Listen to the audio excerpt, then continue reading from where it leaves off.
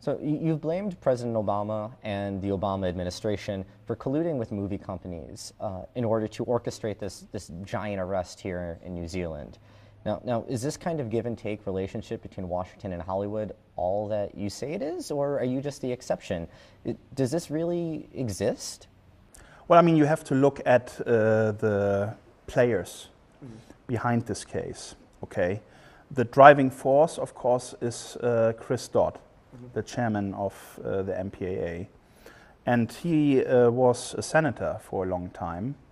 And he is, according to Joe Biden's best friend. And the state attorney that is in charge of this case has been Joe Biden's personal counsel while he was a senator, Neil McBride, and also worked as an anti-piracy manager for the BSA, Business Software Association, which is basically like the MPAA but for software companies.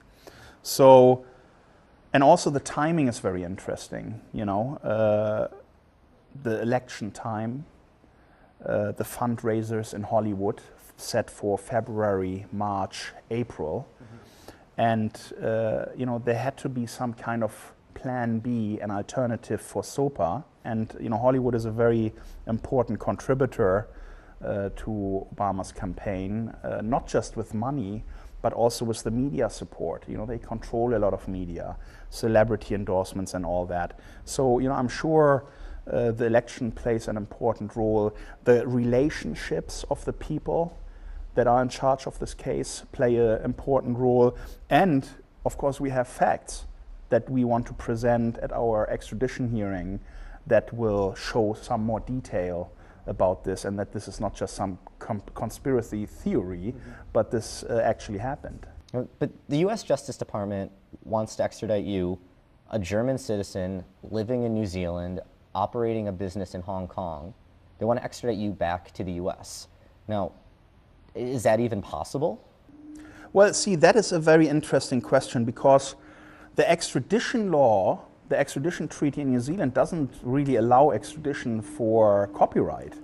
So what they did, they threw some extra charges on top, and one of them is racketeering, where they basically say we are a mafia organization and we set up our internet business to basically be an organized crime network that was set up and structured the way it was just to do criminal copyright infringement.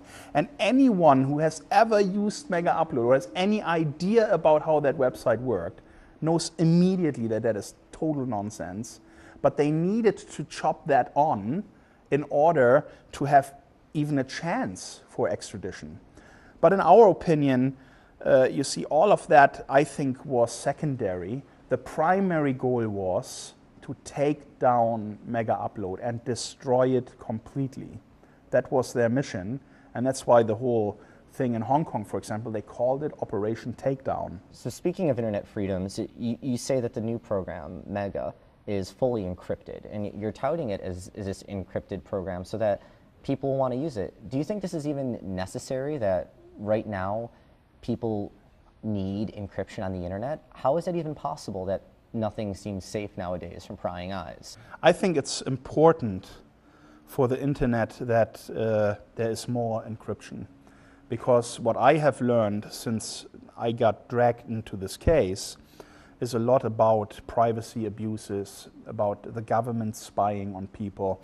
The US government invests a lot of money in spy clouds, massive data centers with hundreds of thousands of hard drives storing data. And what they are storing is basically any communication that traverses through US networks.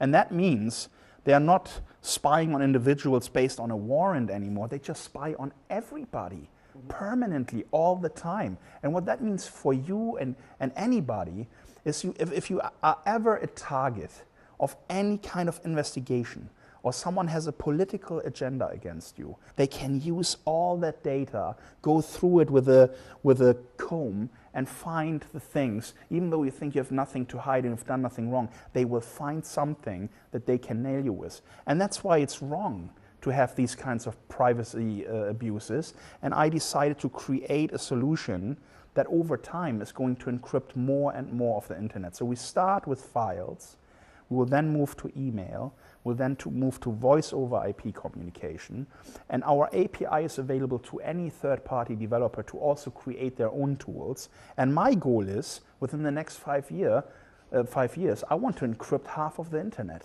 you know? Just re-establish a balance between a person, an individual, and the state. Because right now we are living very close to this vision of George Orwell, and I think it's not the right way. You know, it's a wrong path that the governments are on, thinking that they can spy on everybody. Now, something a lot of people have been wondering about is the case of Ninja Video. Now, they were a client that uploaded material onto MEGAUPLOAD that was then targeted by the Justice Department. Long before MEGAUPLOAD was ever taken down, the Justice Department was looking into Ninja Video, and you actually cooperated with them. And people want to know, how is this Kim.com, the guy who is, you know, incredibly against Washington and, you know, hates everything that they've done to him, how is this same guy also helping out the Justice Department before? Which Kim.com should people think is the real one? Well, let me explain to you how this worked, okay? I was a good corporate citizen. My company was abiding to the laws.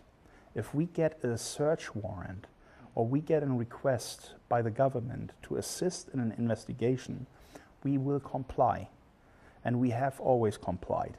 And that is the right thing to do. Because if someone uploads child pornography, if someone uploads terrorist stuff, or anything that, you know, is a serious crime, of course we are there to help, you know. This is our obligation. And I am not for copyright infringement. People need to understand that. I'm against copyright infringement, okay? But I'm also against copyright extremism. And I'm against a business model, the one from Hollywood, that encourages piracy. MEGAUPLOAD is not responsible for the piracy problem, you see. It's the Hollywood studios that release a movie in the US and then 6 months later in other parts of the world. And everyone knows that movie is out there. The fans of particular actors want to have it right now, but they are not giving them any opportunity to get access to that content, even though they are willing to pay. And they are looking for alternatives on the internet, and then they find them. See, they are trying to make me responsible for their lack of ability to adopt to a new reality, which is the internet, you know, where everything happens now. It doesn't happen 3 months later. Imagine you go to Wikipedia, you want to find something, research an article, and tell you, come back in 3 months. You will give it to you then. Okay, if you find another site where you can get that right now, that's where you go, right? So it's really their business model that is responsible for this issue. And if they don't adopt, they will be left behind on the side of the road of history, like many others that haven't adopted in the past, you see? And what about your skeptics who point out this big playboy lifestyle and this giant elaborate house, and they say that he's not worried about internet freedoms, he's just more concerned with protecting his profits? Well, let me be clear, I'm a businessman, okay? I started MEGAUPLOAD as a business to make money, and I wanted to list the company. I'm an entrepreneur, all right? I'm not Aaron Swartz. Aaron Swartz is my hero. He was selfless. He is completely the opposite of me, but I'm a businessman. I'm driven by the success of achieving something in the business world, okay? That's not a crime. There's nothing wrong with that. I'm not successful because people have used MEGAUPLOAD for copyright infringement. And what everyone needs to understand, there has been massive amounts of legitimate users on MEGAUPLOAD. You know, you don't believe that 50 million users a day are all just transferring piracy. That's wrong. It's a dual-use technology, just like the internet. You can go to any ISP right now, anyone who connects customers to the internet. And if they are honest to you and you ask them the question, how much of your traffic is peer-to-peer piracy? Anyone who will tell you less than 50% is lying to your face. This is a problem of the internet and not MEGAUPLOAD. A year ago exactly, right here, the government came in and they arrested you. They shut down your website and they put you behind bars and they froze your assets. Now, it's been a year, but the one thing that also happened that day was members of the hacking group Anonymous, they retaliated, so to speak. They, in response, they went and they took down the websites for the FBI, for the Motion Picture Association of America, for the Department of Justice, for the Recording Industry Association of America. All of these organizations were all shut down by Anonymous in response to what they did to you. These are people you never met. Did you ever thank them? And how did you actually take that? How did you respond to their reaction? Well, it's a kind of virtual protest, you know. I think it's not a good idea to shut down websites. I mean, I've been a hacker myself. I understand why they are doing it and how they are doing it. But I think there are better ways to protest, where you organize yourself in a group and do petitions and actually, email congressmen, email your local politicians, let them know about what you don't like, organize your movement rather than attacking. I mean, I had a sense of understanding for them because, everyone has stored so much data on MEGAUPLOAD, and when all of a sudden a site like that disappears and billions of files are taken offline, the majority of them perfectly legitimate. You need to understand one thing. 50% of all files that were ever uploaded to MEGAUPLOAD have not even been downloaded once. That clearly shows the non-infringing use. People just wanted to store their stuff on our site. And of course they were outraged when that disappeared and the government said, we don't give a damn about you people. We don't care that you have your personal documents there because we have our agenda and we are going to take over the internet. And the White House was supporting SOPA.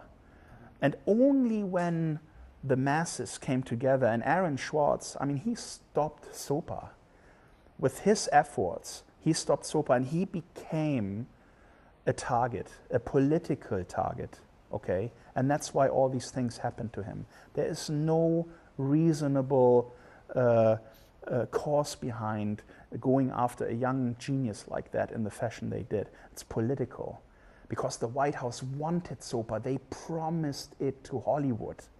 And they failed, and they couldn't go ahead because the White House was afraid if they keep pushing hard and they keep pushing it forward, that the people who oppose it are not going to vote for Obama in the re-election campaign, you see? So it's all a game to them, really. And we are all the little puppets that they think they can kick around. So we need to organize. There needs to be a movement that identifies these things and fights that, not with shutting down websites, but with real protest. And especially, most importantly, don't vote for the guys that are against internet freedom. Anyone who voted for SOPA, you should have a close look at that guy. Do I want to give him my vote next time around? Because that's the only language politicians understand, is your vote.